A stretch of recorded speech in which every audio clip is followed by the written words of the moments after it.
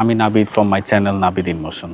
So কল্পনা করেন আপনি সকালবেলা ঘুম থেকে উঠে আপনার স্মার্টফোনটি আপনি হাতে নিলেন এবং লক খোলার জন্য আপনি ফোনের স্ক্রিনের দিকে তাকালেন এবং আপনার ফোনের ফ্রন্ট ক্যামেরা আপনার ফেস রিকগনাইজ করে ফেললো এবং আপনার লক খুলে গেল। ওকে, এখন একটু ডিপলি চিন্তা করেন, ফোনটা আপনার ফেস স্ক্যান করার পর সেই ছবির ডেটা যদি প্রতিবার ইন্টারনেটের মাধ্যমে হাজার হাজার মাইল দূরে থাকা লেটসে গুগল বা আপনার অ্যাপেলের মেইন ক্লাউড সার্ভারে পাঠাতো এবং সার্ভার ওইটা প্রসেস করে ভেরিফাই করতো, রাইট, অ্যান্ড দেন তারপর সিগন্যাল ব্যাক করে আপনার ফোনে আসতো, দেন আপনি লক খুলতেন, তাহলে ব্যাপারটা কেমন হতো? ফার্স্টলি আপনার ঘরের ইন্টারনেট যদি লেটসে ডিসকানেক্ট হয়ে গেল বা স্লো আছে, বা আপনি যদি লিফটের ভেতরে কোনো আন্ডারগ্রাউন্ডে থাকতেন যেখানে আপনার নেটওয়ার্কই নাই, তাহলে কিন্তু আপনার ফোনের লক কোনো দিনই খুলতো না, রাইট। অ্যান্ড সেকেন্ডলি প্রতিবার মুখ স্ক্যান করে আপনি যখন লক খুলতে যদি আপনার লেটসে 4 থেকে 5 সেকেন্ড ডিলে হতো, তাহলে কিন্তু আপনি বিরক্ত হয়ে ফোন আছাড় মেরে ভেঙে ফেলতেন বা আপনি সবসময় আনলক অবস্থাতেই ইউজ করতেন, রাইট, যদি ইমপেশেন্ট হয়ে থাকেন। এখন বাস্তবে কিন্তু এটা হচ্ছে না, কারণ ফেস আনলক করার জন্য আপনার ফোনের ছবি ইন্টারনেটে কিন্তু কোথাও যাচ্ছে না। সো আপনার স্মার্টফোনের ভেতরেই কিন্তু একটা ছোট্ট এআই চিপ থাকে, ওকে, যেটা কি করে সম্পূর্ণ অফলাইন এবং ইন্টারনেট ছাড়াই 1 মিলি সেকেন্ডে আপনার ডিভাইসের ভেতরে সব ডিসিশন সে নিয়ে নিতে পারে। অথচ আপনি যখন ফর এক্সাম্পল ফোনে গিয়ে এআইকে আপনি জিজ্ঞেস করলেন, ওকে, সো আমার এই 5 পাতার ইমেলটা একটু প্রফেশনালি প্লিজ রিরাইট করে দাও, তখন কিন্তু ফোন নিজে প্রসেসর আর ব্যবহার করবে না এবং সে এটা ব্যবহার না করে সে কী করবে, রিকোয়েস্ট আপনার ক্লাউডে পাঠিয়ে দিবে। সো সিস্টেম ডিজাইনের ভাষায় এই যে আপনার ডিভাইসের ভেতরে ভার্সেস ক্লাউডের ভেতরের যে একটা ফাইট আছে, সেটাকে আমরা কি বলি, H versus cloud architecture. So এই যুগে এসে আপনার এই এআই এই যে যুগে এসে একজন আর্কিটেক্টের সবথেকে বড় যে স্কিল, এটা হচ্ছে যে আপনার দুইটা কম্বিনেশন বের করা, লাইক একটা হাইব্রিড এআই আর্কিটেকচার ডিজাইন করা। সো আজকে আমরা আড্ডা চলে আমরা বোঝার চেষ্টা করবো যে ইনফ্রাস্ট্রাকচারের ভেতরে আসল ইঞ্জিনিয়ারিংটা কিভাবে কাজ করে। ওকে, সো বার্লিং থেকে আমি নাবিদ আপনাদেরকে আজকে স্বাগত জানাচ্ছি আমাদের এই মাস্টার ক্লাসের 12th এপিসোডে। সো আজকে আড্ডা মূল বিষয় যেটা ছিল সেটা হচ্ছে যে আপনার hybrid AI architecture which is আপনার এইচ ভার্সেস ক্লাউড। সো এর আগের পর্বগুলোতে আমরা যতবারই এআই মডেলের কথা বলেছি আমরা কিন্তু ধরে নিয়েছিলাম, রাইট, যে আমাদের এআই মডেলটি ক্লাউডের কোনো বড় জিপিইউ সার্ভারে লেটসে AWS বা আপনার রানপড এগুলাতে আপনার হোস্ট করা আছে এবং একে বলা হয় কি ক্লাউড এআই আর্কিটেকচার। এবং ক্লাউড এআই এর সুবিধা কি সেটা কিন্তু আপনাদের বুঝতে হবে। সুবিধাটা হলো যে আপনি লেটসে আপনার কাছে হিউজ কম্পিউটেশনাল পাওয়ার আছে, আপনি 400 বিলিয়নের একটা কি ইনরমাস একটা বিরাট একটা দানবীয় মডেল আপনি কি ক্লাউডে রান করাতে পারেন, যা কি অনেক কমপ্লেক্স লজিক বুঝতে পারে। কিন্তু এর 3টা কিন্তু ডার্কনেস আছে বা আপনার 3টা ডাউনসাইড আছে। ফার্স্টে যে ডাউনসাইড সেটা হচ্ছে আপনার হাই ল্যাটেন্সি। সো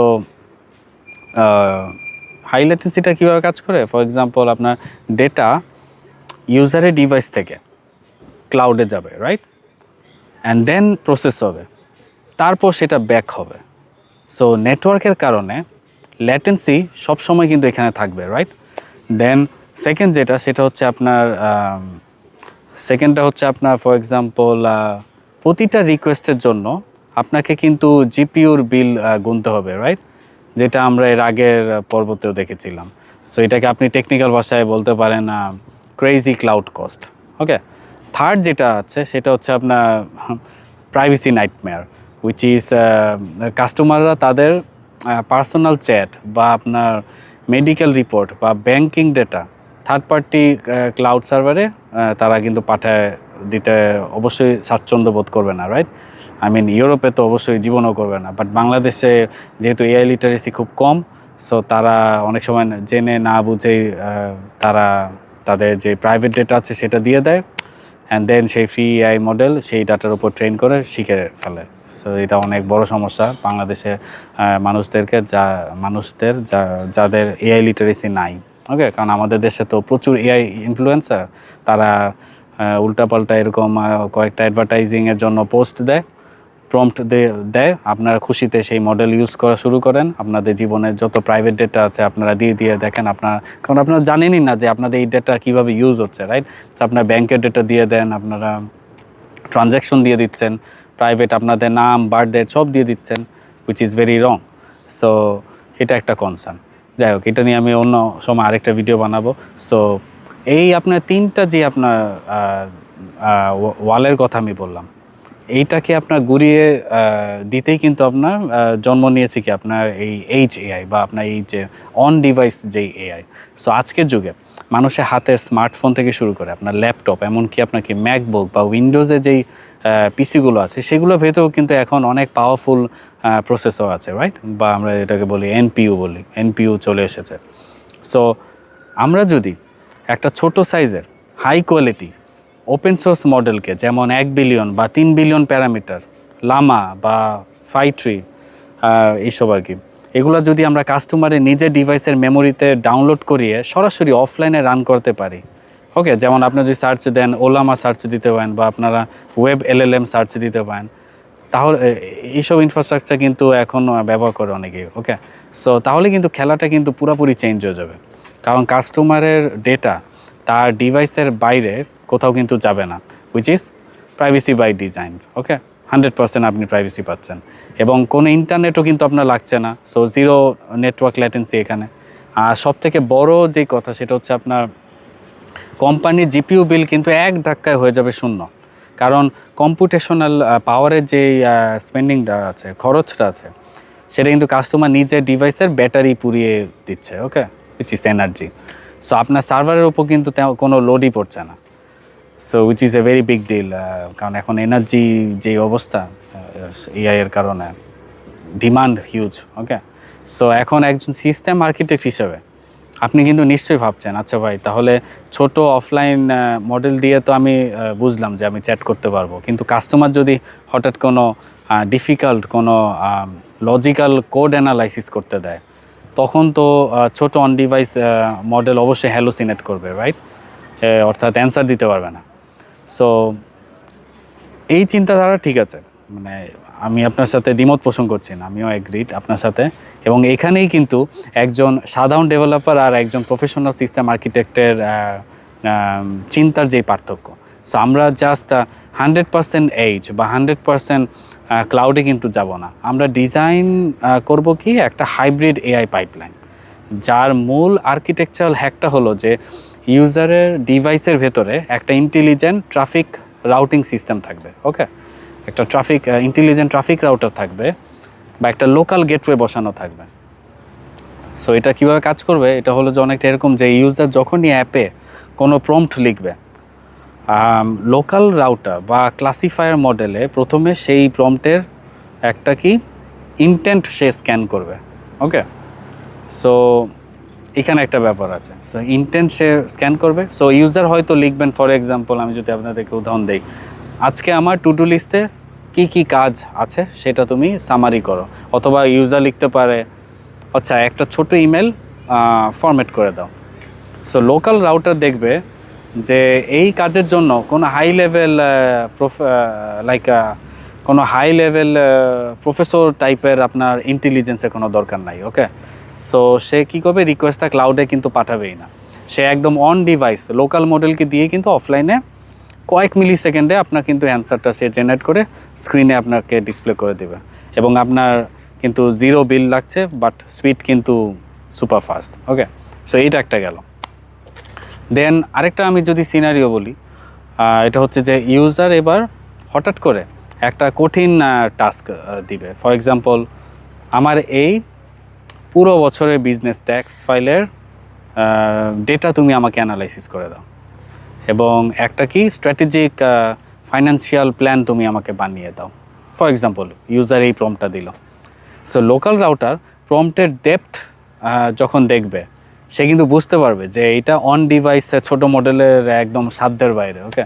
সো সে তখন কি করবে, ইউজারের স্ক্রিনে একটা পারমিশন পপ আপ করে দেখাতে পারে এবং রিকোয়েস্ট থেকে কি সিকিওর এনক্রিপশনের মাধ্যমে ক্লাউডে সেই আপনার যেই ইনর্মাস বড় বিরাট 400 বিলিয়নের যে পাওয়ারফুল মডেল আছে তার কাছে সে ফরওয়ার্ড করে দেবে।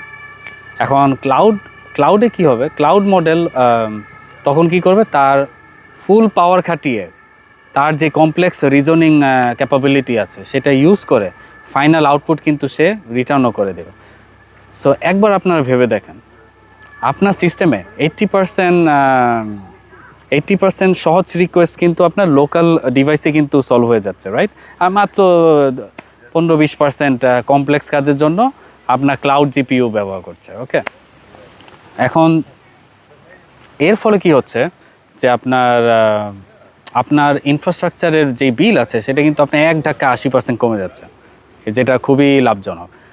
অথচ কাস্টমারের ওভারঅল একটা কিন্তু অনেক ফাস্ট বা একটা প্রিমিয়াম একটা এক্সপিরিয়েন্স এইখান থেকে পাবে, রাইট? এবং এটা কি আপনি বলতে পারবেন কি হাইব্রিড এআই আর্কিটেকচার। ওকে, এখন আরেকটা প্রেক্ষাপট নিয়ে আমি আলাপ করব। ফর এক্সাম্পল, একজন সিস্টেম আর্কিটেক্ট হিসেবে এই হাইব্রিড পাইপলাইন ডিজাইন করার সময় আপনার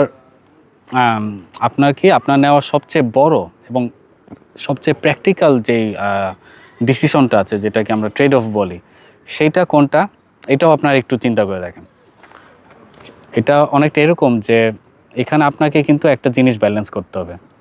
সো ক্লায়েন্ট সাইড যেই রিসোর্স ইউসেজ আছে, উইচ ইজ আপনার ব্যাটারি আর র্যাম, এইটার সাথে আপনারা কম্পেয়ার করবেন কি সার্ভার সাইডে যেই ইনফ্রাস্ট্রাকচারাল যেই কস্টটা। ওকে, সো একদিকে আমাকে ক্লায়েন্ট সাইডের রিসোর্সের যেই ইউসেজ ভার্সেস আমার কি সার্ভার সাইডের ইনফ্রাস্ট্রাকচারের যেই কস্ট। কারণ আপনি যদি আপনার কোম্পানি ক্লাউড বাজেট বা জিপিইউ বিল বাঁচানোর জন্য আপনি কাস্টমারের ডিভাইসের উপর এক্সট্রা ওয়েটের বা বড় সাইজের on device model, for example 14 বিলিয়নের প্যারামিটার মডেল জোর করে আপনি যদি পুশ করেন, তাহলে কি হবে, তাহলে আপনার ইউজারের মোবাইল বা ল্যাপটপ প্রচণ্ড কিন্তু গরম হয়ে যাবে এবং ইউজার কিন্তু তখন দেখতে পাবে যে আপনার অ্যাপটি ব্যাকগ্রাউন্ডে অন থাকলে তার ফোনের ব্যাটারি চোখের পলকে ড্রেন হয়ে যাচ্ছে, হুইচ ইজ ব্যাড। সো তখন তার পুরো ফোন কি স্লো হয়ে যাচ্ছে, জ্যাম হয়ে যাচ্ছে এবং অ্যাজ এ রেজাল্ট ইউজার কিন্তু রেগে গিয়ে আপনার অ্যাপ কিন্তু ফোন থেকে সরাসরি আনইনস্টল করতে বাধ্য, রাইট? কারণ হচ্ছে না, কারণ তার বারবার চার্জ দেওয়া লাগছে, সে তার ডেইলি লাইফ ঠিকমতো চালাতে পারছে না এটাতে, এই অবস্থা আর কি এই মোবাইল দিয়ে। সো অন্যদিকে আপনি যদি ইউজারের ফোনের ওপর একদমই লোড দিতে চান না, ফর এক্সাম্পল, এবং কি ছোট বড় কাজ, ফর এক্সাম্পল ক্লাউডে পাঠানো, তাহলে কি হবে, তাহলে আপনার কোম্পানির ক্লাউড বিলের ঠেলায় কিন্তু আপনাকে স্টার্ট আপ দেউলিয়া হয়ে যেতে পারে, একদম পুরো ব্যাংক্রাফট হয়ে যাবে, পথে নেমে যাবেন। তাই একজন প্রো এআই ইঞ্জিনিয়ার হিসেবে কাস্টমারের ডিভাইসের হার্ডওয়্যারের যেই প্রোফাইলটা আছে সেটা রিয়েল টাইমে আপনাদেরকে কি ডিটেক্ট করতে হবে। সো ইউজার যদি একটা কি আপনার লেটেস্ট ফ্ল্যাগশিপ ফোন বা পাওয়ারফুল ল্যাপটপ ইউজ করে, সিস্টেম তখন লোকাল মডেলের একটু বড় ভার্সন এনগেজ করবে। ওকে, আর ইউজার যদি কোনো পুরানো বা কম দামি ফোন ব্যবহার করেন, সিস্টেম তখন কী করবে, লোকাল কম্পিটিশন কমিয়ে ট্রাফিকে বেশি অংশ ক্লাউড সার্ভারে রাউট করে দিবে। ওকে, সো কাস্টমারের ডিভাইসের এই হেলথ আর কোম্পানি পকেটের বাজেট, এই দুইটার মাঝখানে কিন্তু একটা কি প্রিসাইজ বা একটা কি নিখুঁত একটা কিন্তু আপনার ব্রিজ আছে এবং সেই ব্রিজটাই কিন্তু আপনার তৈরি করা হলো আপনার আসল আর্কিটেকচারের কাজ। ওকে, সো এটাই আর কি। সো এআই এর ফিউচার জাস্ট কিন্তু আপনার ক্লাউডের বিশাল ডেটা সেন্টারের ভেতরে বন্দি নাই এখানে।